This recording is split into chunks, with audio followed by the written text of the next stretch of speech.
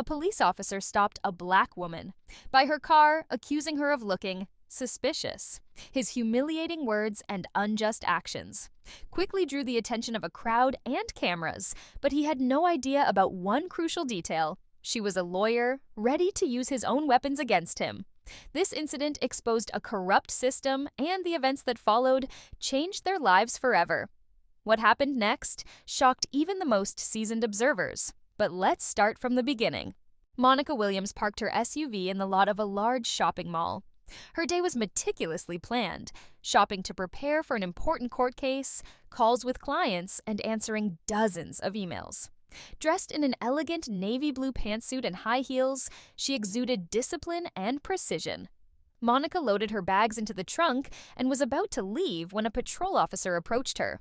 The officer, a white man in his 40s, approached with a determined expression. His movements were brisk, and his tone was cold and sharp. He gave her car a suspicious look before demanding to see her identification.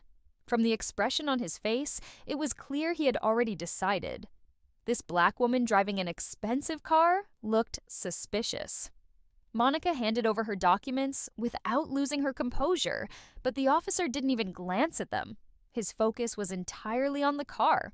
He walked around it, peering into the windows, then loudly declared that there had been reports of a vehicle matching its description being stolen. For Monica, it became immediately clear that he had no grounds for this inspection other than his own prejudiced assumptions. Soon, his actions began to draw the attention of passers-by. A few people stopped to see what was happening. The officer ordered Monica to open the trunk for inspection. She refused, citing the absence of a warrant, which only angered him further.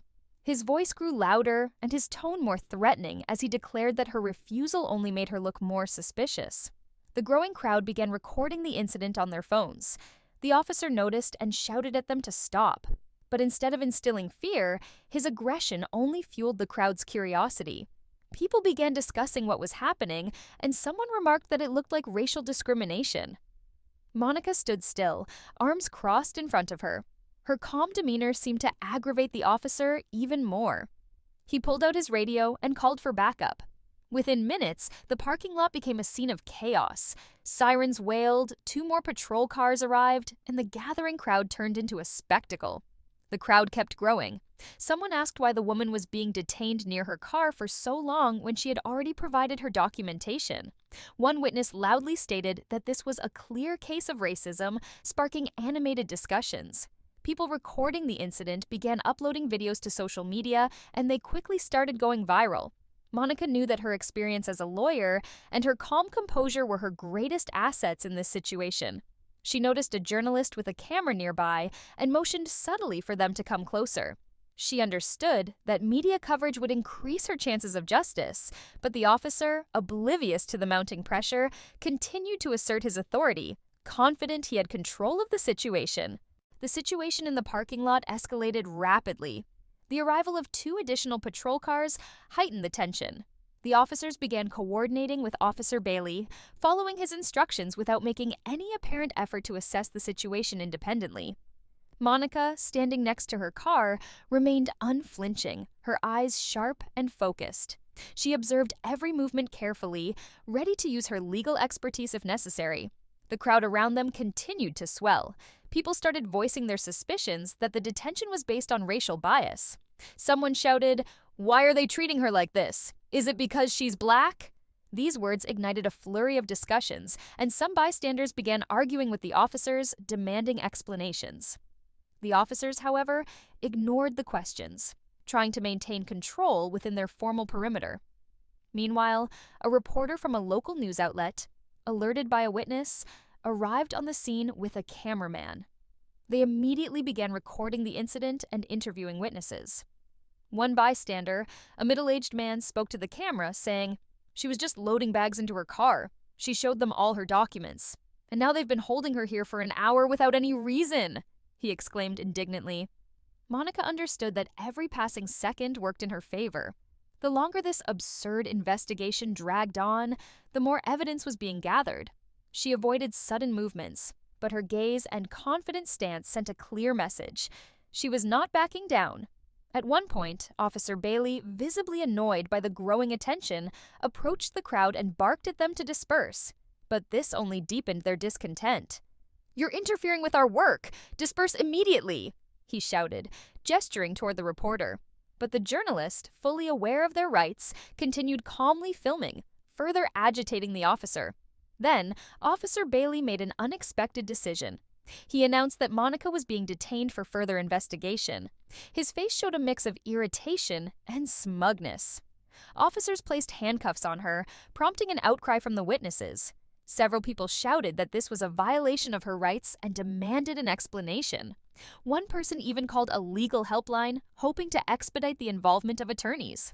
Monica allowed herself to be handcuffed without resistance, remaining entirely composed. She knew that the incident had already gained significant traction, and her poise in this moment would be a key factor in the legal proceedings to come.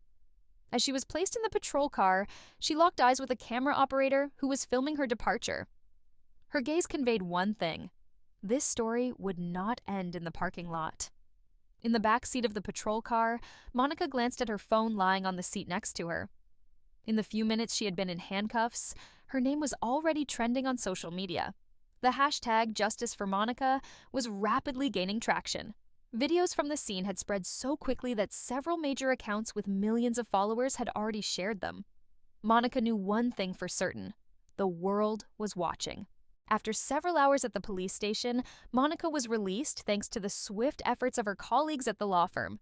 They quickly prepared the necessary documents and insisted that her detention was unlawful. But Monica understood this was only the beginning. Her legal experience had taught her that one incident wasn't enough to achieve justice. It was necessary to prove a systemic problem. Once home, she immediately gathered her team. Her colleagues began analyzing the parking lot videos that had already gone viral on social media.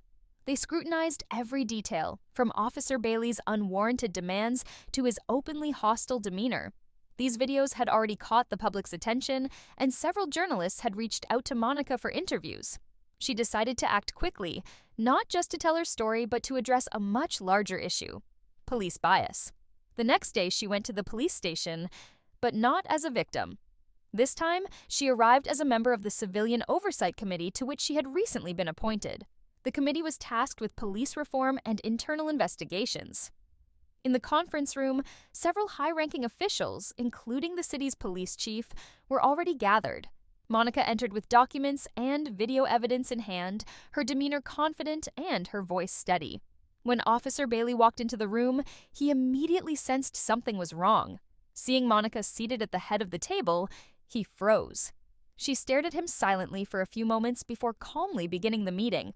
The first item on the agenda was the review of Officer Bailey's actions during her detention. Monica presented the gathered evidence, videos from the parking lot, witness statements, and statistics on racially biased stops conducted by the officer. Each video was accompanied by concise explanations that left no doubt about his prejudice. The committee members were stunned when Monica revealed that Bailey had been accused of misconduct multiple times over the past 2 years. Yet all complaints were either ignored or lost in the bureaucratic system. Bailey attempted to defend himself, claiming he had acted according to protocol, but his voice wavered. He couldn't explain why he ignored Monica's documentation or why he detained her without cause. Every word he uttered seemed like a weak attempt to salvage his reputation. The meeting concluded with a decisive ruling. Officer Bailey was temporarily suspended pending a full investigation. For Monica, this was only the first step.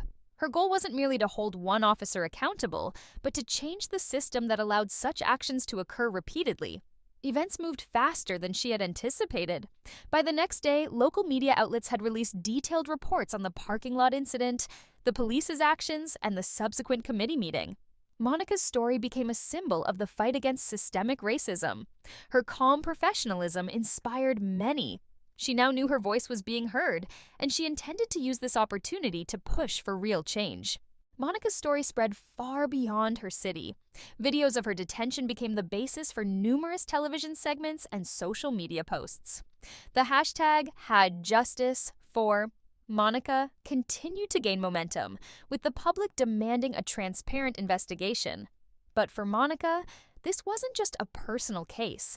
It was an opportunity to address the conditions faced daily by thousands of others. In the week following the Oversight Committee meeting, Monica's office was inundated with requests from major media outlets, advocacy groups, and activists.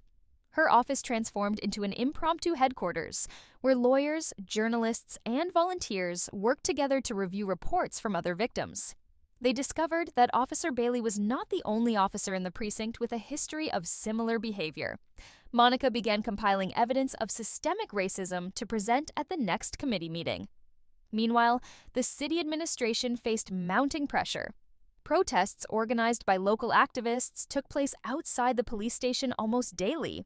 Demonstrators demanded Bailey's dismissal, a full audit of the department, and mandatory anti-bias training for officers. Monica participated in some of these events, delivering powerful speeches. Her words about accountability and the need for systemic reform resonated with the crowd. Amid this growing pressure, the city's police chief held a press conference. He acknowledged the department's shortcomings and announced the start of an independent investigation. However, the most significant moment came when he invited Monica to lead a special commission on police reform. The proposal sparked mixed reactions. Many saw it as a chance for real change, while critics accused her of seeking personal revenge. Monica accepted the challenge. She understood that her new role was not only a platform for change, but also a target for criticism. Within days, she held the first commission meeting, attended by police representatives, activists, lawyers, and victims of police misconduct. The meeting marked a turning point. Dozens of cases of racial bias were documented, and specific measures to prevent future incidents were proposed. Meanwhile, Officer Bailey was summoned to a disciplinary hearing, where he faced the most difficult moment of his career. As a representative of the commission, Monica read the findings of their investigation. The evidence included instances of unjustified detentions, demeaning remarks, and ignored complaints. Bailey attempted to defend himself, claiming his actions always adhered to protocol, but the videos and witness testimonies proved otherwise. The final hearing was the culmination of Monica's efforts. The commission unanimously voted to terminate Bailey's employment with a permanent ban from law enforcement. Furthermore, he was charged with administrative violations for abuse of power. The decision sent a strong message. Impunity was no longer an option. Monica closed the hearing with a statement that echoed across news headlines. Justice is not a privilege. It is a right for everyone. And today, we've taken a step toward making that a reality for all. After the hearings, Monica returned to her ongoing projects, becoming one of the leading voices in the movement for police reform. Her work changed countless lives, inspiring others to fight for their rights. Monica's story served as a reminder that one person's determination can challenge and change a system, especially when their strength lies in truth and unwavering resolve.